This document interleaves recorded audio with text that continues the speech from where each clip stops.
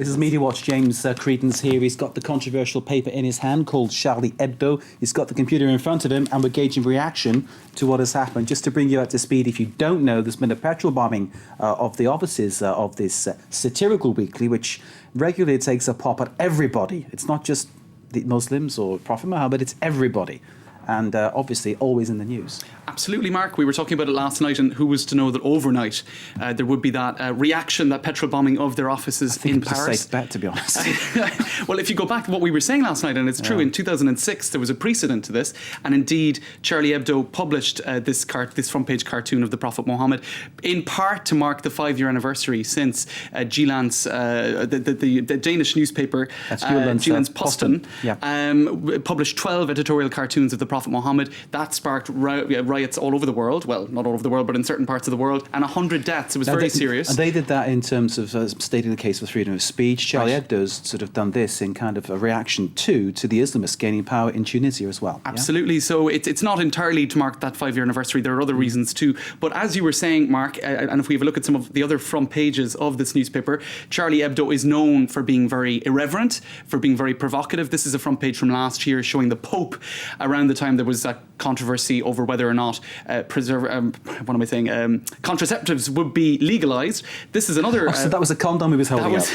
I should have pointed that out. Okay. It's not. That's the Pope Benedict holding up a condom. Exactly, which I doubt he's ever done in real life. Well, but there you go. So this is the kind of thing they do. And Dominic Strauss-Kahn in a tutu, that was more recent again. So their bread and butter is irreverence and it is satire. But I suppose the point being here, the Muslim faith doesn't allow representations of Muhammad or of God to take place. So it's especially provocative and especially, I suppose... There's nothing in Catholicism about the Pope holding a condom in a cartoon. But I mean, equally, some Catholics might find that offensive, but it never seems to go towards an attack from any Catholic extremists on. And the debate about freedom of expression, I suppose, or freedom of speech, is that there should be no limits upon it. Yeah. By its very nature. That's what we say here in the West. By its very nature, there shouldn't be any limits at all. So it was an attempt to, I suppose, underline that issue.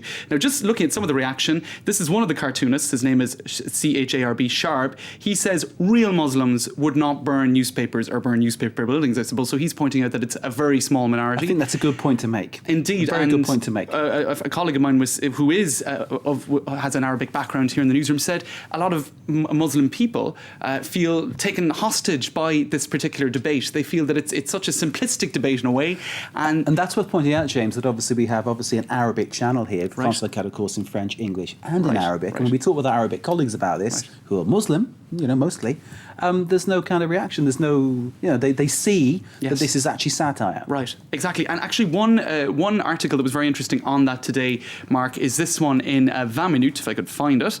It's 20 Minutes is a kind of a website, not 20 Minutes rather.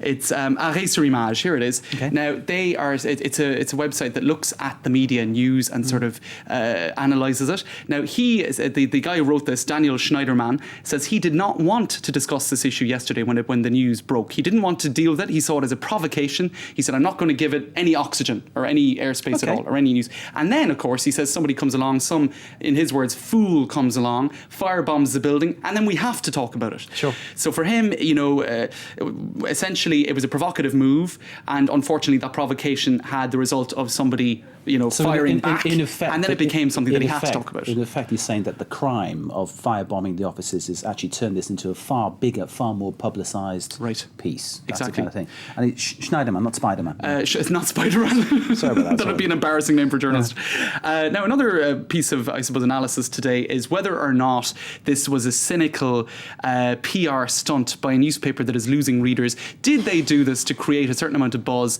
to sell more copies? Now, they did sell 110,000 copies, where usually they sell only about 60,000. So they sold about double the amount that they usually sell. This afternoon, when I was trying to buy a copy, I had to go to 5 or 6 different stands.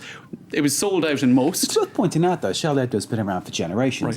It's not something that's a kind of new paper that's struggling now. It's been around for a long, long time. It's pretty established since the 60s, in fact, and it has from its very beginning in the 60s. I think that's cynical lines a little bit. I think that's probably not the case. I don't think they were just doing it to fill the coffers, but it had, I suppose, the pleasant effect for them of filling their coffers. So in any case, it's an interesting debate. It's created an awful lot of upset, and trending on Twitter, of course. Trending on Twitter very much so. and this is quite a right-leaning journalist for the Le Figaro newspaper. He's saying this attack against Charlie Hebdo is an attack against France. So I suppose that's the sort of... And that's been reflected by politicians like Alain Juppé, Right. Bertrand Delanoë, the socialist mayor of Paris as well, saying the And same thing. what a lot of people have been saying is it's ironic that a newspaper like this that is left-wing, quite anti-establishment, has created almost a total, what would you say, a unison across the political establishment.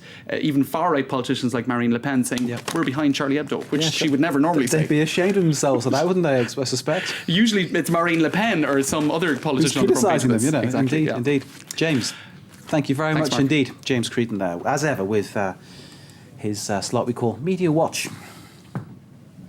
Stay with us, we've got much more news to come, of course, with all the very latest from the G20, where the great and good of the group are gathered, and obviously discussing with George Papandreou just what he was thinking in calling that referendum. He says that he let everybody know about it, but their reactions, that's saying otherwise. So a dinner that could be hard to digest for the Greek Prime Minister. Stay with us.